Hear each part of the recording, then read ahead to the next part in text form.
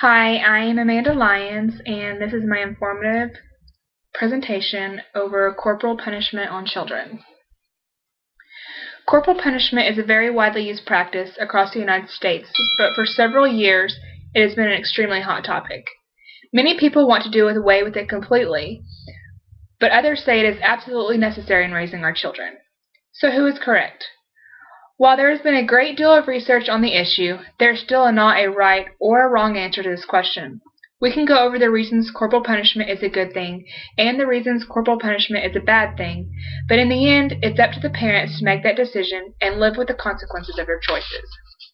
Webster's dictionary defines corporal punishment as punishment applied to the body of an offender. In this case, the offender is the child.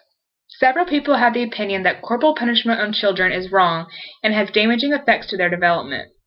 According to an article titled Corporal Punishment in America Today, written by Stephanie Hicks Pass, the use of corporal punishment has been linked to aggression and higher incidences of violence in intimate relationships at a later age.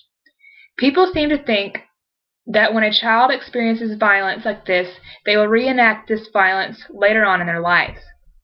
A child relates a loving relationship with violence and adapts that idea that it's okay in their own intimate relationships later on in life. At some point, the child correlates violence as a legitimate means to solve problems. This then carries on into the child's adulthood. Hicks Pass goes on to say that corporal punishment has also been linked to psychiatric illnesses such as depression and antisocial behavior.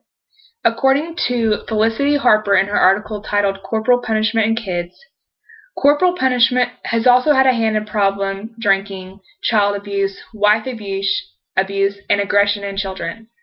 People even say that corporal punishment on children causes them to live in fear, anxiety, helplessness, and humiliation. Everyone has heard it have been said before that those who are abused as a child carry on and do this abusing later on in their lives and abuse their own children. A number of people who look at corporal punishment as just that, as abuse.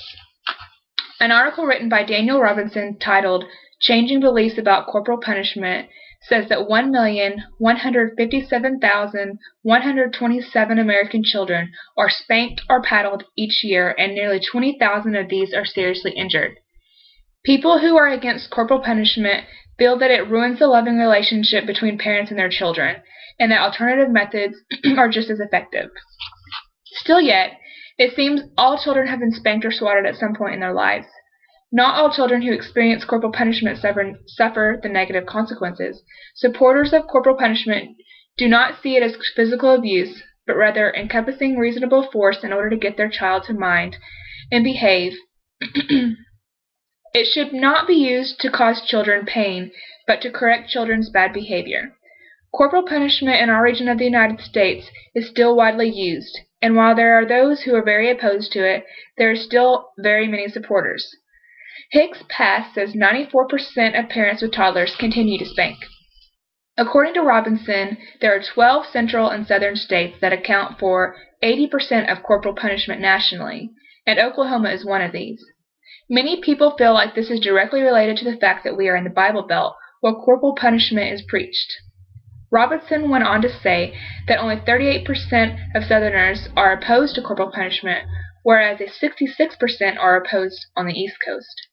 If done correctly, corporal punishment does seem to have an advantage of immediate compliance versus alternative methods.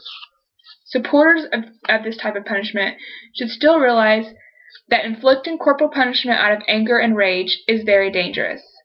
Corporal punishment should be done in moderation and under a sound mind. According to Harper, children may be less prone to negative side effects of corporal punishment if the punishment is administered by loving and supportive parents. Children will resent parents who are always using physical force with them and never showing love, support, or encouragement. It is believed by many that parental support will neutralize any negative effects of corporal punishment.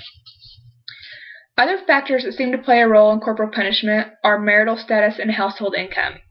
An article titled Parental Attitude by Cindy Juby says children from a low-income household are more likely to suffer from physical abuse, and the degree of violence tends to be more severe than children from higher-income households.